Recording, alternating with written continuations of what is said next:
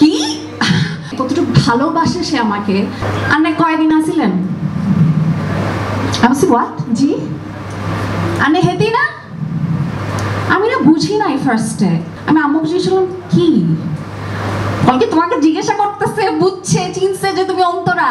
ইন্ডিয়ার যিনি এয়ারপোর্টে ইমিগ্রেশন অফিসার উনি পর্যন্ত ব্যাচেলার পয়েন্ট দেখেন and he recognise me as Antara.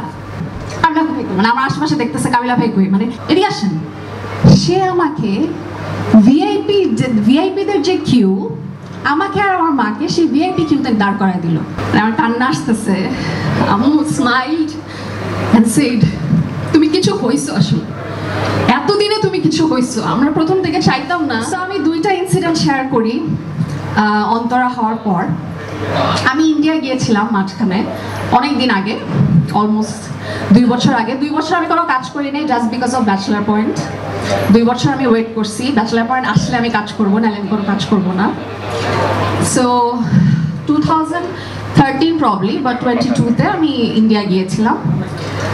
তো ইমিগ্রেশনে আমরা যেদিন ব্যাক করছি, ইমিগ্রেশনে যিনি অফিসার তিনি আমাকে বলছেন আর না কয়দিন আসিলেন আমি হোয়াট জি আর না হেতি না আমি না বুঝি নাই ফার্স্টে। আমি না মানে আই ওয়াজ সো নার্ভাস। আমি আম্মু বুঝেছিলাম কি বলকে তোমাকে জিজ্ঞাসা করতেছে বুঝছে চিনছে যে তুমি অন্তরা। কি সরি সরি সরি আমি বুঝি নাই। আইসি 10 দিন হয়েছে। মানে আপনারা জাস্ট চিন্তা করেন ইন্ডিয়ার যিনি এয়ারপোর্টে ইমিগ্রেশন অফিসার উনি পর্যন্ত ব্যাচেলার পয়েন্ট দেখেন and he recognise me as Antara.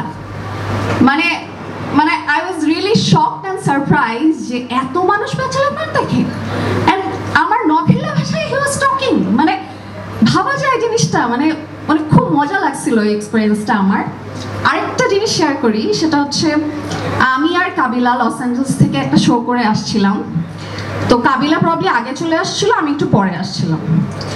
তো আমি আর আম্মু এয়ারপোর্টে নামলাম, বিশাল বড় কিউ আমাদের ঢাকায়। তো একজন অফিসার আসলেন, এসে বলতেছেন কাবিলা ভাই কই, মানে খুব ব্যস্ত। কাবিলা ভাই কই মানে আমার আশেপাশে দেখতেছে কাবিলা ভাই কই, মানে হি নিউ যে কাবিলা ভাই আমার সাথে আসবে, হয়তো সে দেখছে যে লস অ্যাঞ্জেলসে আমরা শো করে আসছি। আমি সে কাবিলা ভাই তো আসে নাই, আমি একা আসছি। মানে আপু এত বড় লাইনে তোমরা দাঁড়াইতে পারবেন না, এদিকে আসেন। সে আমাকে ভিআইপিদের যে কিউ আমাকে আর আমার মাকে সেই ভিআইপি কিউতে দাঁড় করায় দিল। উই ওয়ার সো সারপ্রাইজড যে এত বড় অনার মানে। এবং সে নিজে রিস্ক নিয়ে, তার চাকরির রিস্ক নিয়ে সে আমাকে আর আমার মাকে ভিআইপি কিউতে দাঁড় করায় দিল। যে এই শুনেন এটা কিন্তু অন্তরা আপু, তাড়াতাড়ি অনারটা করে দেন, উনি যাতে তাড়াতাড়ি চলে যেতে পারে। ওই চিন্তা করেন মানুষের ভালোবাসা কোন লেভেলে না গেলে সে কিন্তু তার কিন্তু চাকরির সমস্যা হতে পারতো বা হয়েছে কিনা আমি জানি না, বাট কতটুক রিস্ক সে নিয়ে, কতটুকু ভালোবাসে সে আমাকে, আমার ক্যারেক্টারটাকে, সেই রিস্কটা নিয়ে আমাকে ভিআইপি কিউতে দাঁড় করায়। আমাকে 5 মিনিটের মধ্যে আমার সব কাজ রেডি হয়ে গেল এবং আমি আর বের হয়ে গেলাম। And my mom she was so proud that day. আমার কান্না আসতেছে।